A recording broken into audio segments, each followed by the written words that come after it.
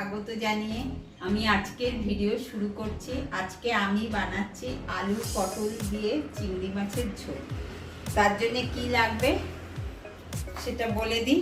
চিংড়ি মাছ তো মেন, আমি ধুয়ে ভালো করে নুন হলুদ মাখিয়ে রেখেছি। পটল, আলুটা সিদ্ধ করে নিয়েছি, কাঁচা লঙ্কা, আদা বাটা, জিরে, ধনে, লঙ্কা পাউডার, আর ফোড়নের জন্য তেজপাতা, শুকনো লঙ্কা আর পাঁচফোড়ন, আর আছে নুন, চিনি আর হলুদ। আর এটা হচ্ছে ওই চিংড়ি মাছের যে মাথা টাথাগুলো থাকে ওটা আমি পিষে ওর জুসটা বার করে নিয়েছি। ওটা দিলে ঝোলের টেস্ট অনেক ভালো হয়। এখন আমি গ্যাসটা চালু করে দিলাম। কড়াইটা ভালো করে গরম হয়। কড়াইটা গরম হয়ে গেছে, কড়াইটাতে এখন আমি তেল দিয়ে দিই। তেলটা গরম হয়ে গেছে আমার। এখন আমি পটলগুলো দিয়ে দেব। পটলটার মধ্যে আমি একটু নুন দিয়ে দিলাম আর একটু হলুদ দিয়ে দিই। তাতে আমি নুন হলুদ দিয়ে এখন আমি এটাকে একটু ভালো করে ভেজে তুলে নেব। পটলটা আমার এইভাবে ভাজা হয়ে গেল, এখন আমি তুলে নিচ্ছি। কড়াইতে আরেকটু আমি তেল দিচ্ছি। আলুটা ভাজবো, চিংড়ি মাছটা ভাজবো। তেলটা গরম হোক, আলুটা দিয়ে দেবো। আলুটাতে একটু নুন দিয়ে দিলাম আর একটু হলুদ দিয়ে দিই। আলুটাও আমার ভাজা হয়ে গেছে, এখন আমি আলুটাও তুলে নিচ্ছি। চিংড়ি মাছটা দিয়ে দিলাম।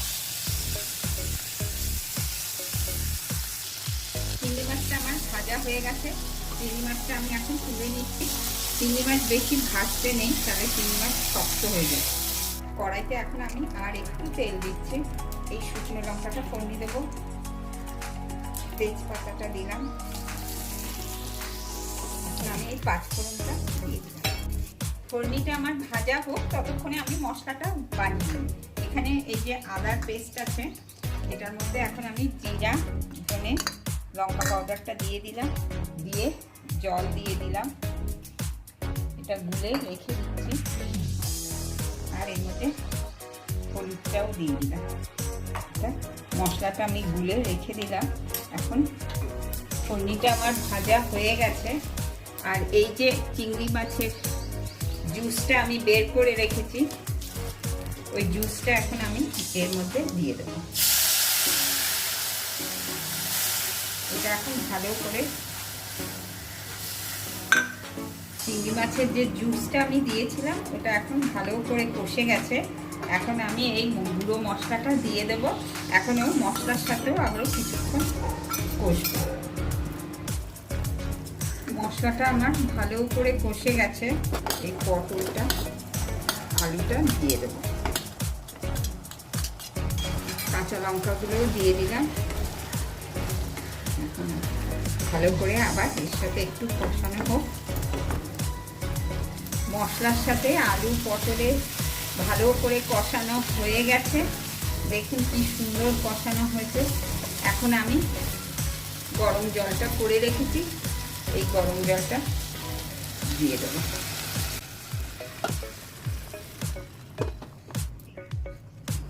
এখন 5 মিনিট ফুটুক। এখন ঢাকনাটা খুলে দেখি।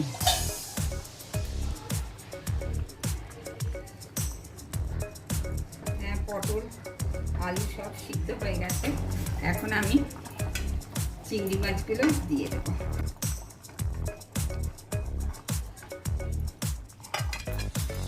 এখন চিংড়ি মাছটা দিয়ে আমি আরো 5 মিনিট রাখি, তারপরে দেখাচ্ছি। 2 মিনিট হয়ে গেছে। এখন ঢাকনাটা খুলে আমার পটল চিংড়ি রেডি। আমি নুন টুন সব দেখে নিয়েছি। এখন আমি একটু মিষ্টি দিয়ে দেবো। ব্যাস হয়ে গেছে আমার পটল চিংড়ি। আমি নামিয়ে দেখাচ্ছি। পটল চিংড়ি দেখুন কি সুন্দর কালার এসছে। এইরকম পটল চিংড়ি থাকলে আর কিছু লাগে না।